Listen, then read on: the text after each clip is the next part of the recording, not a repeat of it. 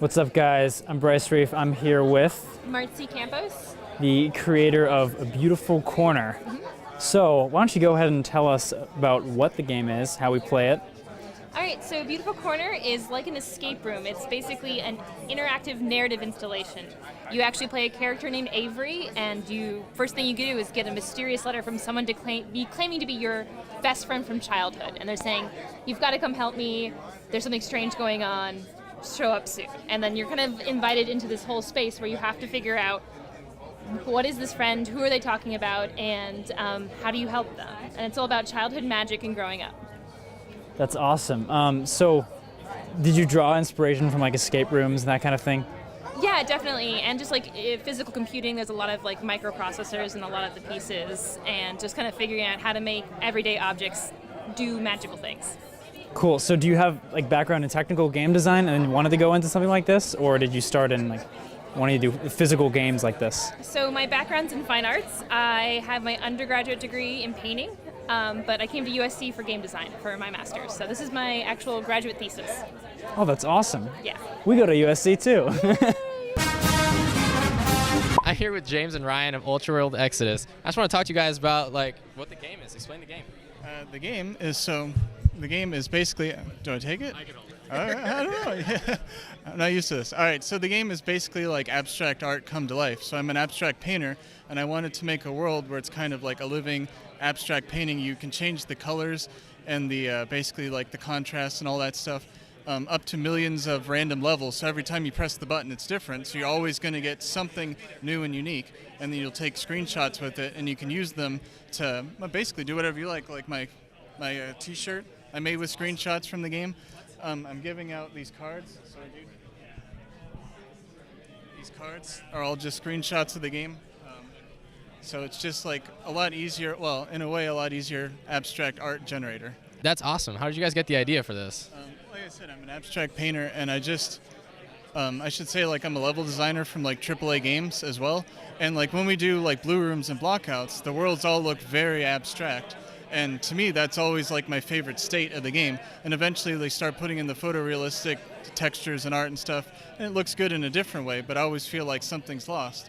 So this was kind of my way of like going and taking that idea of like a blockout into like the highest possible degree, and then like truly just making an abstract space in every sense of the word.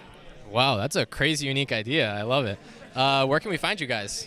Well, the game's on Steam, and I just made it free yesterday, so the game's free forever. So please try it, Ultra World Exodus. I'm also on Twitter. I'm Neon Serpent, and that's also my Instagram is Neon Serpent.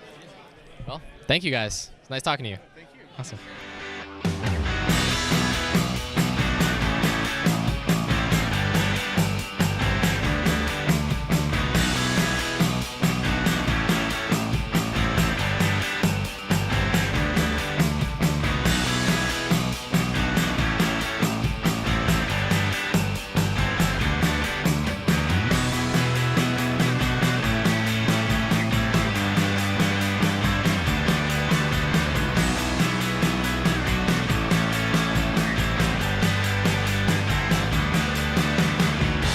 Hey guys, it's Bryce Reef. I'm here with David, the developer of Narcosis. So, David, how about you tell me a little bit about what Narcosis is? Sure.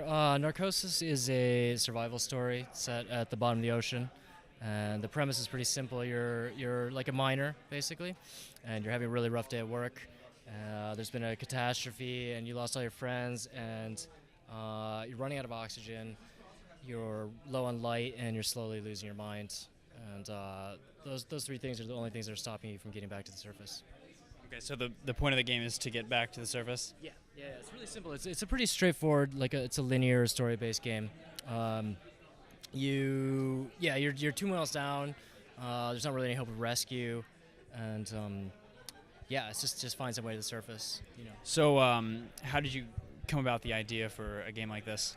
The game started as a student project, actually, in France, at a game design school in France several years ago, like 4 years ago. And I think the original concept is basically just setting a game at the bottom of the ocean or underwater, because it's a pretty untapped territory. And at the time, also BioShock was pretty influential, so there's a lot of sort of drive to create something that was a little more story-based, a little more like sophisticated or something that was trying to tell a more interesting story. So I couldn't tell you exactly how all those things came out to check out, but like that's sort of the core impetus of it. How long have you been working on it? I've been working on this game since 2013. Yeah, That's quite a long time. like I said, it started as a student project. So some of those guys have been working on it a little longer, but as far as a full-time thing, we've been working on about 18 months now. Okay. Yeah, where it's like, prior to that, it was like more of a nights and weekends thing. So the progress is pretty slow. So is it available to the public now, or when will it be? Not yet, no. We were hoping to be ready for Halloween. We're probably not going to make that, so we're looking at a little bit later this year, probably, winter. And you will probably be shipping, I'm reluctant to put down a date, but in the next couple months on Oculus, as well as Vive and Xbox One. The game is not actually a VR-only game. It just happens to work really, really nicely hand in hand with VR, but it actually was designed from the ground up to work on standard screen as well. So. Okay, that's great. Thank you so much. Maybe I could have a chance to get my hands on the game. We got Brandon playing it right now.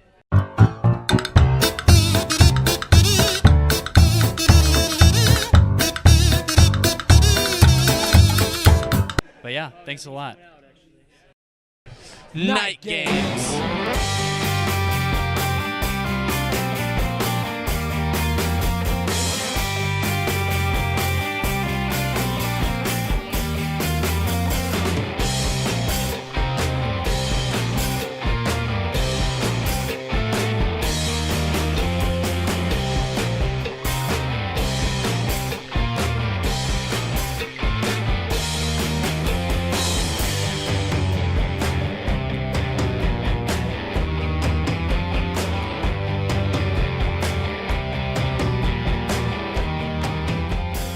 Okay, so this is Lex's game. It's called Spaceships, and in it, a bunch of teams have to get their corresponding flags and plant them in these little space-themed ring station things, and then get the packages that are in the center that correspond to their teams, put them near their flags. It's exciting as hell, and teams can steal packages from each other, and at the end, the team with the most packages wins.